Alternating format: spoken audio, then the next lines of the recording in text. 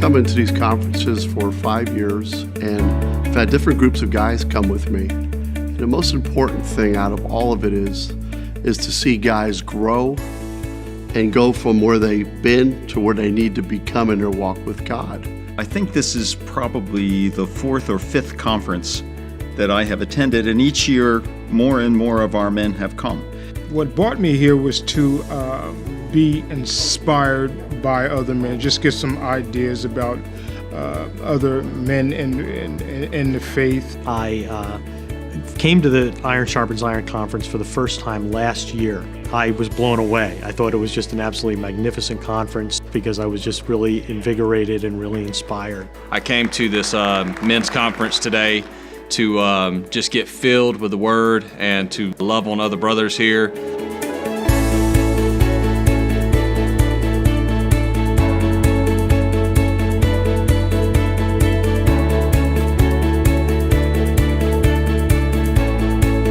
Men perceive Christianity as being weak and maybe feminine. So part of the issue of being here is being in the presence of 1,000 men or more who are worshiping, and it's all men. So when they go home, my hope is that they will go home with an attitude that says, this really is a manly thing. We do have a place. In most churches, it's very difficult to get men to be leaders, to follow what Christ needs them to do. And I think churches need strong men. The biblical example is male leadership in the church, and too often that's not presented. So that when they come and they see that, then they can begin to build on that. When I look at all the challenges that the church faces today, what I've really come to believe is that what the church needs to do is the church needs to get like it was in the book of Acts. The church needs to be a praying church. When you're about to deal with a problem, when you're about to confront somebody, move prayer instead of it being the last-ditch effort emergency parachute that you've got when nothing else works. Move that up, making it first base. Men need to be at the front lines, and so I was thrilled to be able to bring a bunch of guys here to this conference, and I'm hoping to take that back to the church and see what happens from there. I've seen growth. I've seen things that they struggle with get a little better. They're able to talk about it, and they're able to come to me and talk about it.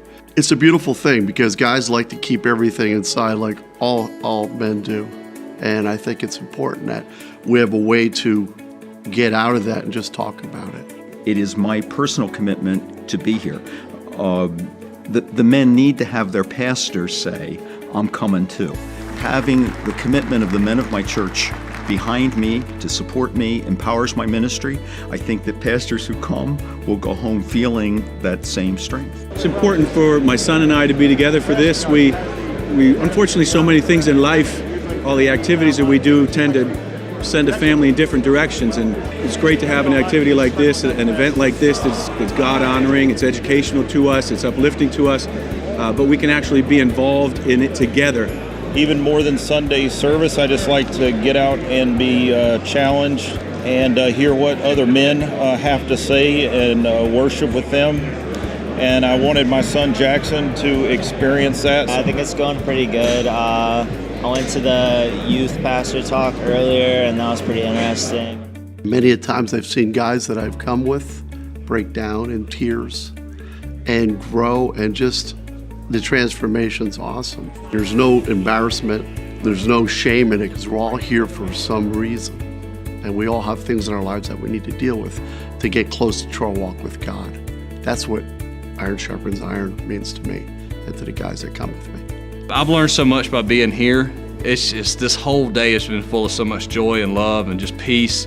And the speakers have been so powerful. I got to meet new friends that I know that God's already gave me the revelation that there's going to be things in the future to do together, and keep in contact with accountability partners from several states away.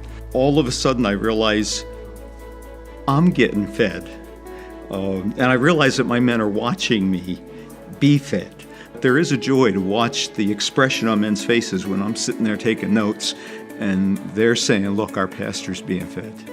And I would encourage every pastor to come for that blessing alone, to be fed.